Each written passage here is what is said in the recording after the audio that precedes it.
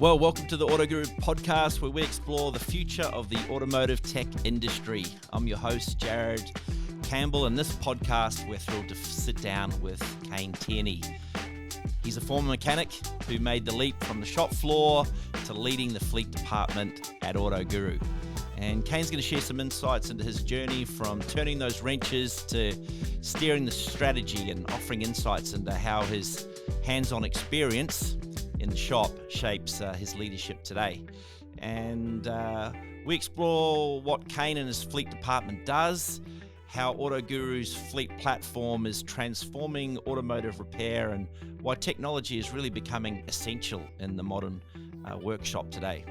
And we'll try and get some stories out of him, some career advice, and look into the future of the industry.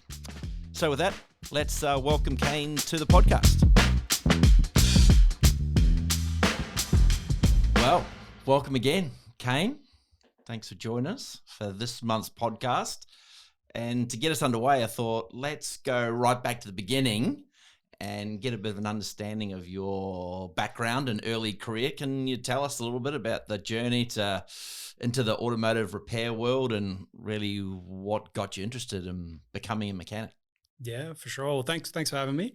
So I guess how I got into being a mechanic, I grew up around cars. I was quite interested in it as a kid. My old man was actually a panel beater by trade and had his own business and had some classic cars and was pretty interested in motorsport. And, we just sort of grew up on it. So naturally I had a, pretty keen interest in it. Over the years, I obviously went through school, finished that up, had no plans to go into the trade. I think seeing my old man, I thought, I don't want to be like that. So I actually went to university for 6 months. Decided to drop out. I was doing a business course and just decided, you know what, I don't think I can do any more school. And then kind of like every kid, you kind of end up becoming your father. And I, decided to go looking for a trade, and it was kind of easy to decide because that was something I was interested in. I was lucky enough to score an apprenticeship with my car, which at the time was Kmart Tire and Auto. Gotcha. Were you a Ford man or a Holden man? I was probably a Holden guy. My dad had a lot of Chevys growing up, so Gotcha. Probably leaned more that way, the GM side of things. Influenced by your dad? Big time. Yeah, I can understand. So at some point, you decide you're going to transition from being in a hands-on mechanic type role to moving over to Auto Guru and being behind a desk. Yeah. What started that process, and how did you come to be working at Auto Guru? Yeah, well, like I said, I'd started with my car, starting as an apprentice, worked my way up, got my qualification, became a mechanic. From there, I ended up spending 11 years with them. So worked my way up to be a store manager with them. They were really good at promoting people internally. So I had a great career there. But to take the next jump in that space was going to take quite a while to do it. I also was just moving further and further away from wanting to be hands-on and in the workshop on the tools. So I decided I'd start looking around because I wanted a new challenge, and I saw the job pop up at Auto Guru, and they were looking for someone with my skill set, with an industry background that could kind of guide them, in certain areas to do with fleet. I jumped at the chance, and I was lucky enough to score the role. Awesome. And so was that a challenge, like to move from that traditional repair environment, being on the tools and being in a workshop, to now you're in a tech company, an auto tech company? Like, what challenges came with that transition for you? Yeah, so I mean, it was a big change. Like, obviously, you go from standing up all day and moving around and speaking with different types of people, to all of a sudden sitting down for 8 hours a day, which is kind of a challenge in itself. So had to kind of understand, how to transition into office life. There's a few little unwritten rules you kind of sort of got to understand. And I had to be pretty patient with myself too, because you're all of a sudden speaking to people in technology and marketing and finance and people I hadn't really had to interact with before. So, there's a lot of challenges that come with that, but you just got to be a sponge and hang in there, and, you pick it up eventually. Yeah. What's the biggest difference, you think, between those environments? You think of any unwritten rules, or what's different about being? Yeah, don't put fish in the microwave is probably a big one that I learned early on. That's what you did in the office environment, did you? Yeah. I made that mistake. No one would really care in the workshop, but yeah, I came in one day and I think the marketing department was not very happy with me for that one. What a surprise! Yeah. Who would have thought? Everyone knew what you were having for lunch that day, did they? Kane? Pretty much. Yeah. Okay, so that's one of the learnings, eh? That's a good one. So there's been some transferable skills, obviously. That's why AutoGuru wanted to bring you in. Yep. Can you think of some of the things that are really the skills that you brought from that previous life to this new world of representing a tech company, but still in the automotive industry? Yeah, well, there's probably two aspects, like my industry knowledge as a whole, like understanding how a workshop runs, how the people inside a workshop think, what kind of things they want to help them improve how things run day to day in a workshop. And then there's the technical knowledge as well. So, understanding and being able to guide AutoGuru as it relates to, maybe new repair tasks that we're going to introduce onto the platform, or, just does this feature in general makes sense to introduce to a workshop? Would they know what to do with it? And is it a common thing that information that we might even collect in a workshop? So I guess just being able to guide the business as it relates to those things has been super handy. Give that context, because there's just so much interaction that you have with our network. And so maybe that's a good segue into just understanding a little bit more about your role that you do now. What can you tell us more about exactly what you do at AutoGuru on a day-to-day basis? Yeah, for sure. So I'm the fleet operations manager. I support our fleet services team and partnership engagement. So it's a pretty broad role. I would say day to day, we offer that frontline support for the workshops that use our platform and also the FMOs that are on it. So in terms of my role, I would say I'm kind of the bridge between that group and then all of the other departments inside our business. So, I can take that feedback that comes from the FMOs and from our suppliers, and I can help to translate that for, tech, marketing, finance, all those different areas of our business. Yeah. And that's a large group, right? How many in the network? Of suppliers? Yeah. We've got 10,000 in Australia and 2,000 in New Zealand. Yeah. So it's a broad group of people that you're interacting with. Teams. It's very significant. Obviously that's grown like incredibly fast as well. Like I've been with the business for 4.5 years now. And when I started, we really only had a couple of thousand. So it's grown enormously in that space of time. On both sides of the Tasman. Yeah. Yeah. And so drilling down into the department, what are your responsibilities in the fleet department? Mostly I would say it's guiding our teams. So we've got our fleet services agents. So they handle all of our day-to-day queries with the suppliers. So, helping them use our technology, use our tool. Yeah. So they do the frontline phone support, answer our emails, all that sort of thing. So it's about helping them, build strong processes because we have so many different FMOs using our platform now. We need someone to kind of build that structure and support them so they can do their job really well. And then the same can be said on our partnership engagement side. So making sure that team is supported, they have everything they need to, set the regular meetings with those various stakeholders. And assist them with any of the queries they may have and bring that information back to the business and work out what we do with it from there. Yeah, gotcha. So you obviously look at things with a different lens to what perhaps a technical person or from a technology company perspective. How does your background as a mechanic really influence the way you lead your team in the fleet department? Yeah, there's obviously a few pretty basic things, like I can help them with understanding what a supplier is maybe entering in or what they're talking about as it relates to a vehicle. There's probably other things though as well, like when I first got to AutoGuru, we, like I said, was much smaller than on the fleet side. We hadn't really had that mass adoption that we have now where suppliers log in and use the tool. So I guess where I'm going with this is I've been the guy on the other end of the phone that had to call up and gain authority to do work. And I knew how frustrating that could be because in the past you might have to wait 30 minutes to an hour to get that done. And so by the time you got through, you were frustrated.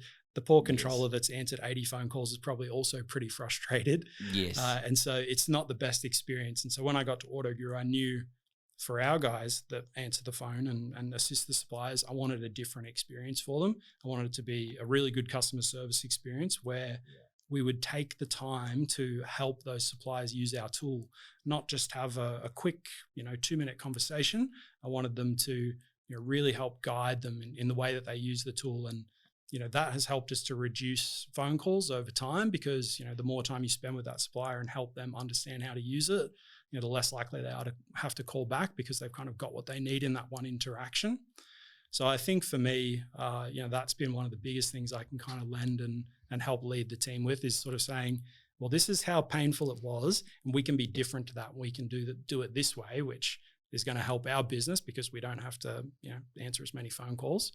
And it just helps the techs. I know they really appreciate it when they get on the phone with us and know that they're going to get a really good standard of service and understand how to use our tool. Yeah. Just going back there, can you recall what it used to be like in the shop, running around with a phone on your ear whilst trying to do your job and trying to do two things at once? Like what was that experience like back then? And was it pretty much the same for your whole career as a mechanic? Because things hadn't changed for a long time, right? In that regard, getting authorizations for work and stuff. Yeah, that's right. It wasn't a pleasant experience. You'd be trying to call the FMO. A lot of the times you'd put the phone on speaker and just pray that nothing interrupted you while you were waiting for them to pick up, because you might wait half an hour, leave it on speaker.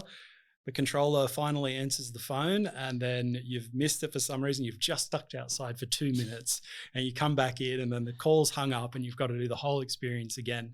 Yeah. So by the time you got through, sometimes it was well over an hour before you'd actually speak to somebody. So yeah, not pleasant, I guess, is how I'd describe it. It's a bit of a roll of the dice, wasn't it? So Big time. And so there were, the full short pickups, but very long pickups as well. Sometimes trying to get invoices approved. All of those things were all a massive challenge for you back on those days when you're on that side of the phone. Yeah, and loads of disputes as well because everything was just done via the phone, and it was just as good as the information that I would pass on to a controller. So it might not necessarily have been the controller's fault or mine, but something can just get miscommunicated and you end up with a difference in price at the end or a misunderstanding basically. Yeah, because the word dispute sounds like something massive, but oftentimes it can be just like if it's out by 5 cents. If something doesn't match up, you're not getting paid, and then it gets flicked into that pile of to be reconciled, and you as the mechanic or your business as the mechanic then doesn't get paid. So I think that's an experience a lot can relate to, having been on the other side, and I've seen the piles on the other side of the FMOs as well that are there to be paid. So coming back to today, what kind of data or technology are you working with that's really changing a lot of what we just talked about on those points and how fleet are managed in that regard? Yeah, well, our platform itself can obviously reduce all of that need to have all those phone calls. In terms of the technology that we have, the platform has some really amazing smarts in it that can really guide controllers on what needs to be reviewed and what doesn't. And then on the workshop side of things, it's ease of use. They can submit a job within only a couple of minutes and gain their authority back pretty quickly. And obviously we do that every day, a lot of times a day. There's tens of thousands of bookings a month. And so we can compile that data. We build really rich reports inside our Power BI reporting, and that can really inform a fleet company. So I'd say, those are a couple of the major things that we're doing. Yeah, from a technology perspective, it's just going to a new generation, isn't it? Going digital in replacement of an analog system. I think the phone has been around almost as long as the automobile. So it was a long time that method for approving jobs has been occurring for.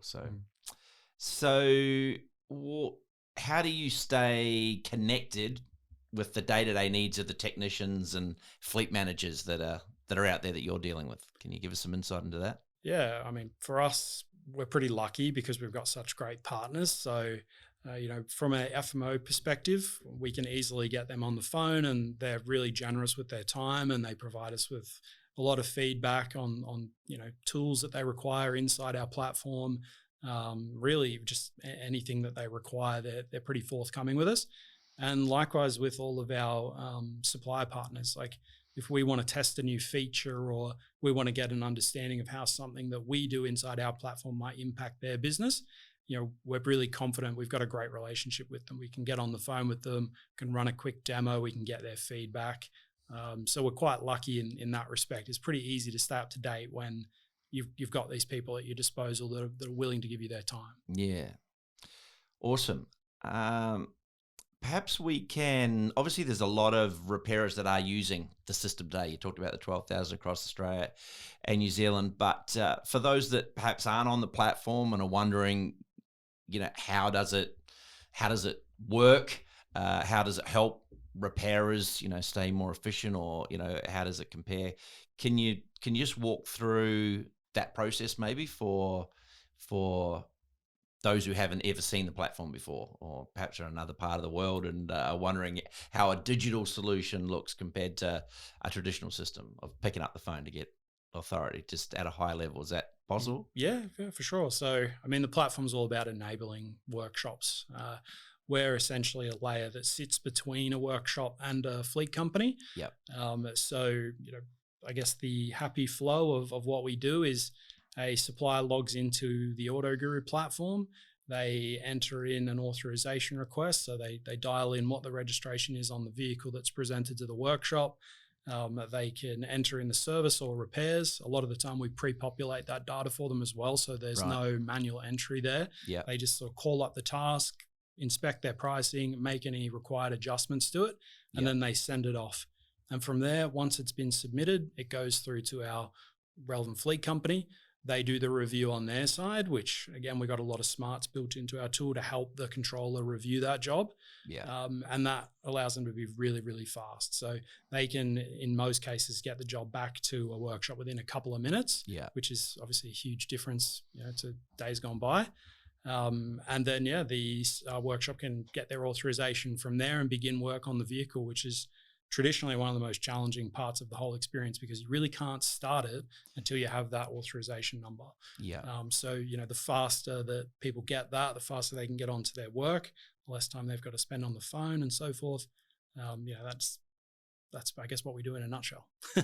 Which is a good way of segue into, so the biggest benefits for the technicians and the shop owners, repairers, what would you describe as the key benefits for them? I think you touched on them, but just to summarize that just doing what they do best. Like, you do not want to be hanging around on the phone and trying to hold that up to your ear while you've got a customer that you're trying to, explain their invoice to them. Yeah. You want to be able to just submit that authorization online, take 2 minutes out of your day, and then help your customers fix your cars, work efficiently.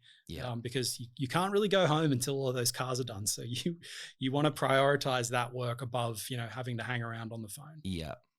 So that gets them going and working. From a payment perspective, normally under old processes, you did the work, got the authorization, then you're making a subsequent phone call back to the FMO. Is that how it works? And then how does the invoice then flow from there, and when do you get paid, like versus under today's method for those that are on the platform?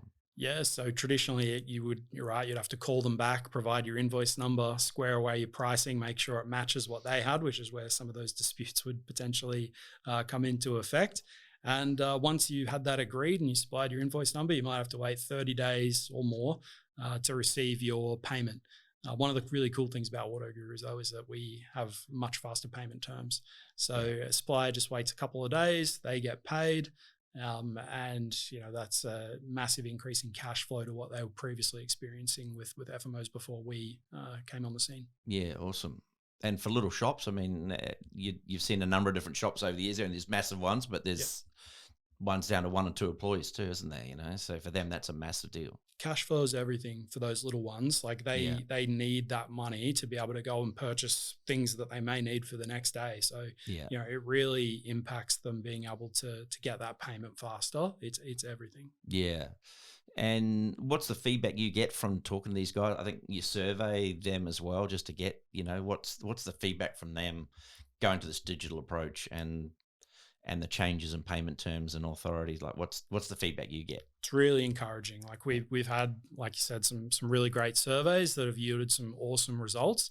I mean, across the board, I guess the most common feedback is they love how easy it is to use. You need very little training to be able to raise a job in AutoGuru. Yeah. And they love how fast they can get paid. Those would probably be the two biggest things that we hear back on our surveys. Yeah. I'm certainly, last time I saw the survey, like the percentage of satisfaction was exceptionally high. Yeah. So that's a pretty amazing story. I don't know if you can think of any specific success stories or real world impacts, talking to any of them, anything come to mind that would really highlight the value of the platform? I mean, potentially just some of the feedback we've had out of New Zealand in particular, because that's a pretty new region for us. Yeah. So we're completely unknown there. We obviously had to onboard 2,000 suppliers onto our platform. So that meant our team calling out and onboarding them. We just recently sent our partnership engagement manager over to New Zealand, and he just got some amazing feedback on a number of parts of the platform. So, how easily we were able to onboard them onto the platform was one of the themes. Yeah. They love that, the speed of use. Like, the partner that we were out there with was not as fast as they are now using our tech. So that was really cool to hear. Yeah. So I think just as a brand new region that didn't have any preconceived ideas of what AutoGuru was going to be like, I think that's where we've had some amazing feedback, because they were just, previously they weren't enjoying the experience of having to call up and gain authority that way. And then we just came into this new region and completely changed how they operate, and they're loving it over there. Yeah, awesome. So the fact that you're able to onboard 2,000 in New Zealand, how quickly was that done? That was done in, I think, about 12 weeks. In about 12 weeks. Yeah. So it is a relatively easy thing to onboard a repairer. Like, unlike some systems can be quite challenging and plugging it all in, but for this system, it is easy to onboard. Yeah, absolutely. I mean, most of our onboard calls take around 10 minutes. Right. So it's super fast. I mean, a lot of the information is just keyed in by us, and then we can send out a digital invitation to the supplier. And once they log in, they can go ahead and fill out all those details and do that in their own time. So it's a very quick experience. Yeah, awesome. Now, that's really interesting feedback. Turning our attention to the evolution of the industry, how would you say technology is changing the role of the technician, inside the shop? Like, how do you think that's changing from when you started as a fresh mechanic back in the day? I mean, I'm not that old, but even when I first got in, we were still using paper planners to book our days out. So someone would call in and you'd write it down on paper, and we were really just using our computers as an FBOSS point of sale system. Yeah. So I mean, it's changed pretty drastically. Like, I think if you walk into any modern workshop now, a lot of the technicians are on their iPads filling in their inspections. They're taking photos and videos of things that they find on the car so they can send that to the client. Our tool does some pretty cool similar things like that. On our tool, they can upload videos and images, so they can give an FMO an idea of, maybe something that's broken that they want to share with them. Yeah. So, I mean, it's a big difference to even a few years ago. It's been an industry, obviously, that's been slow to digitize overall, but I think it's really starting to come alive now, and guys are really getting on board with using that technology just in day-to-day operations. And then there's obviously a significant amount of stuff in the vehicles that are coming out now. So, yeah. I think it'd be fair to say that when you started, probably some shops didn't even have a computer as part of the business. Invoices were done by hand in some cases. And it's been a significant change, isn't it? We were still using our fallback procedure for if we lost internet. We were still using the old click-clack machine for the credit cards. So, and I mean, this was only 15 years ago. Yes. Okay, I've got a tough question for you now, Kane. You ready for this? I'm not going to put the lie detector on you or check your pulse, but I want to know, are mechanics trained to upsell the amount of work that's required on a vehicle? Because as someone who takes a car in, this is the fear we all face, right? That we're coming in there, we don't know what's got to be done. So Give us some insights into what's happening when you drive your car into a shop. Well, I probably need to be careful how I answer this question. Look, I mean, mechanics are trained to fault find. So when you bring your car in, they are purely going to be looking for things that are broken or things that they might recommend as preventative maintenance that they'd rather ask you to get done now than down the road when it actually breaks on you. Yeah. So I would say, short answer, yes, they are looking for things that need replacing that will cost money. Yes. But it's probably really where it goes after the inspection goes after it leaves the mechanic's hands. Once it's in the hands of an advisor, depending on the business that you're visiting, if it's a dealership, the service advisors are incentivized by how much they can sell. So they'll be pretty aggressive, in how they try to sell you those products. And who knows, maybe they may even add things that the technician didn't actually write down. I'm not saying that happens all the time, but there is stories like that. So short answer, yes, they are obviously looking for things to sell. They're a business. That's how they operate. But these are things that they are recommending because they're broken. Gotcha.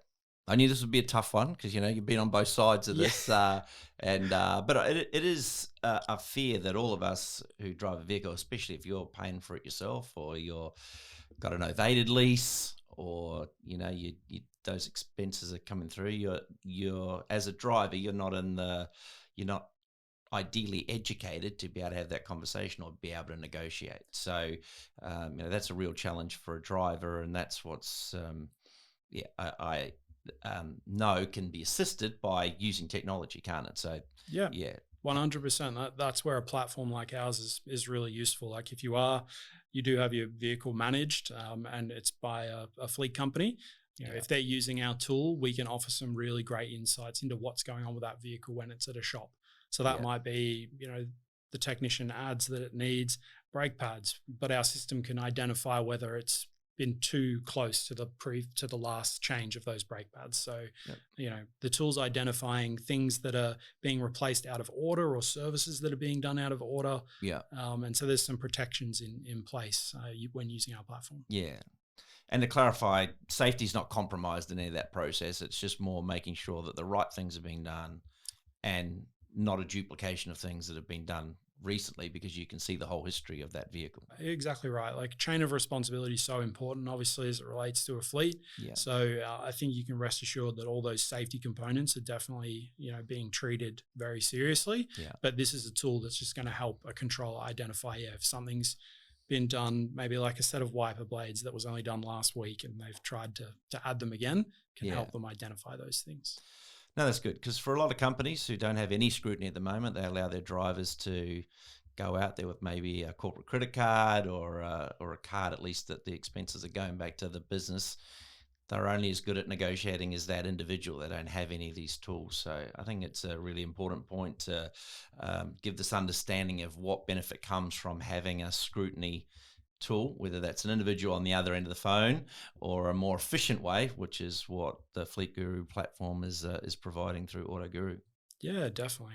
I think a lot of technicians sometimes think of Fleet as a bit of a blank check because it's a bit of a faceless kind of transaction with a customer.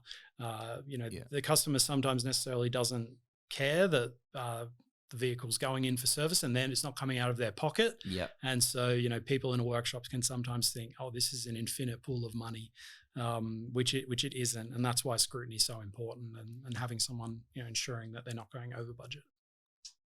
Awesome feedback, Kane. Let's talk about the human side and leadership, just to change tack. What advice would you give to a technician about transitioning into leadership or into a tech role, doing what you've done? Yeah, I mean, I definitely would encourage anybody to do it. I think the biggest thing is you've got to be patient with yourself if you're changing industries. Like it's quite challenging to do that. You need to, like I said earlier, be a sponge and absorb everything around you. So in terms of changing career, definitely do it. But be kind to yourself, be patient. You will pick it up over time, but it will take some time. And then in regards to leadership, I think a lot of people that come from a workshop background, they know what good teamwork looks like because you've got to coordinate a number of different types of people. and you know what produces a good outcome, which is getting all of the work done for the day and having high customer satisfaction. So I think it's just about using that experience and finding where it crosses over in a new industry and implementing it where you can. And most technicians or people that are from a workshop background have been doing that same thing for years. They maybe just haven't known about it. Yeah. Yeah. So what's something people really misunderstand about working on the tools, do you think, for those of us who've never been on the tools, and on the flip side, anything that you could clarify for those that are on the other side about being in a tech team and being on the side of the desk that you are now? Well, probably mechanics. I think people don't understand how complex it is these days, and it's how quickly it's evolving. We've obviously seen a massive surge in EVs. Somebody's got to be working on those things, and techs have got to upskill all the time. They've got to buy heaps of new tools. I think there's a misconception there that it's relatively easy, but it's super complex. Like I said, you're forever buying tools. I still have mine. I haven't been able to part with them yet. So it's expensive to the technician to constantly be upskilling and learning all the time as well. Interesting. Misconception for, I guess, what we do at a tech company.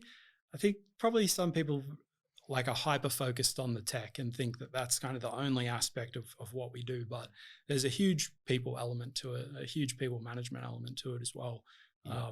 And that's hugely important in any business. But I think in a tech company, that gets lost sometimes. People think, oh, you're just, doing things on computers. But, I'm not from that background. And I like to think I have a pretty good place there. And it is all about people and people management still as well. Yeah. So just a couple of points from what you just said. There's obviously a lot more different types of vehicles too, right? In Australia, like just the sheer number of models, makes and models that are in Australia, and the nuances to each of these new models. So there's a lot changing there.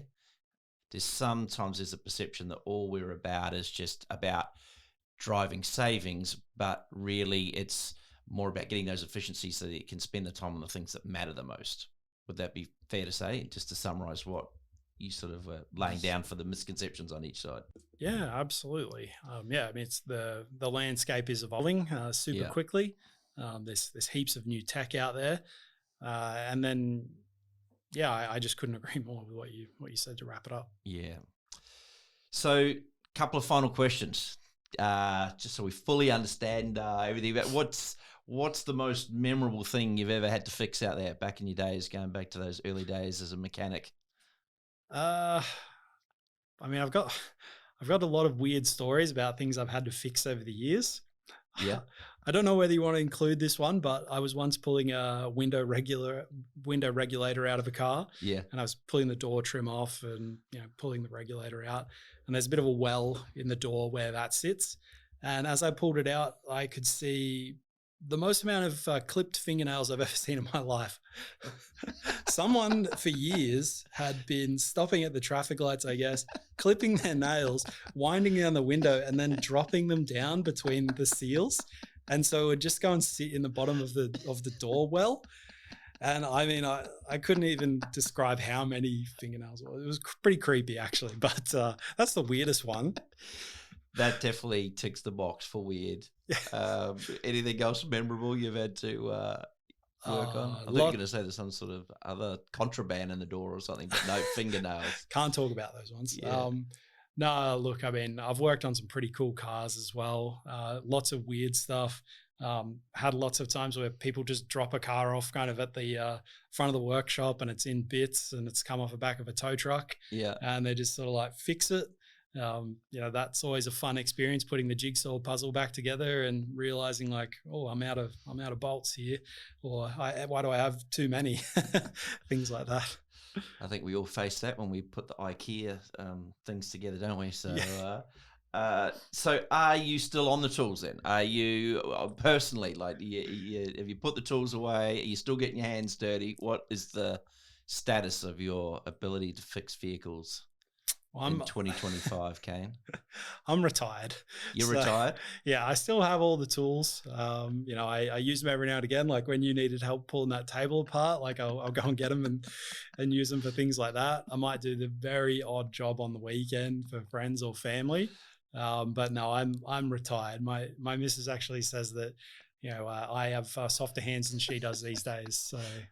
Yeah. You mentioned that the other day. I was going to bring that up and see if you were either going to deny that claim or not. So is that true? You now have softer hands than your wife? I think I might. She'll kill me for saying that, but I think I might.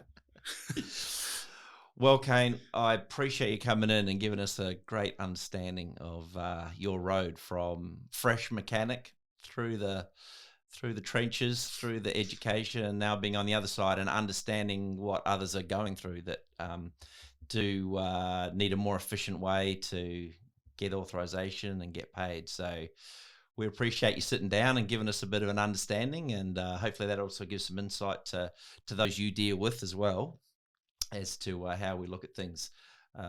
So thank you again for sitting down with us, and we look forward to our next guest in the Auto Guru podcast.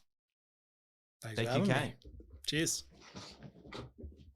Well, sadly, we've run out of time. That's it for today's episode of the Auto Guru podcast, where we deep dive into the innovations shaping the future of the automotive industry.